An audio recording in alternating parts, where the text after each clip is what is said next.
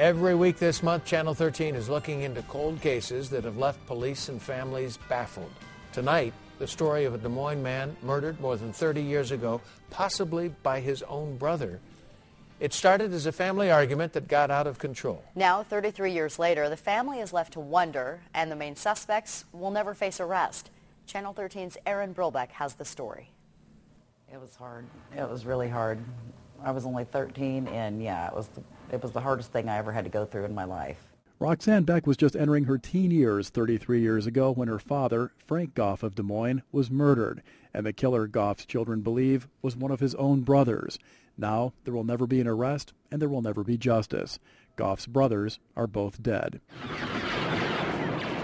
The year was 1977. Star Wars was a big screen hit. Jimmy Carter became the 39th President of the United States, and, as was often the case, Frank Goff was arguing with his brothers, Jerry and George. Only this time the argument turned deadly. Police believe Jerry and George taunted Frank into coming to their parents' home on Southeast Jackson Avenue. There was a party going on, but that changed when Frank walked in the door and was immediately shot in the neck. Police told the family they believe Frank lay on the floor, bleeding to death, while his brothers dug the bullet out of the wall and concealed other evidence. Frank's son, also named Frank, was just 10 years old at the time. They just told me that he'd been shot, that he was up at the hospital. And back in those days, you couldn't go up to the hospital if you were under 14 or whatever. So basically, we spent the night in the waiting room at the basement of the hospital. But like I said, I never did even get to see him again after that night, to tell you the truth. Frank Goff died the next day. He was my best friend, and I was only 13. And it was really hard to get over. I mean, you never get over it, but it was really devastating for me.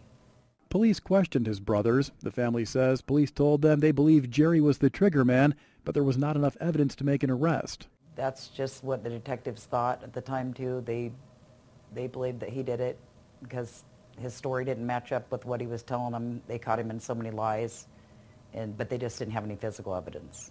Even with so many people at the party, police apparently were not able to find enough witnesses to make an arrest. Days turned into months and then years as the case went cold. Jerry died in 2002 and is buried at Laurel Hill Cemetery in an unmarked grave. Records show he died of respiratory illness. George, a career criminal, died last year. Frank Goff's kids believe the two got away with murder.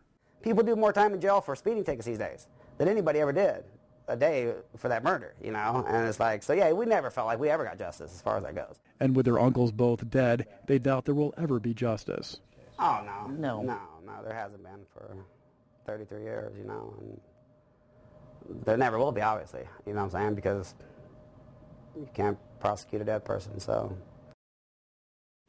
That was Erin reporting. Family members wonder why Des Moines police weren't able to do more. They say police identified suspects, had dozens of possible witnesses, and even recovered the gun believed to be used in the crime.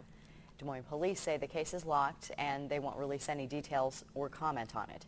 If you have any information that could help, you're asked to call the Des Moines Police Department.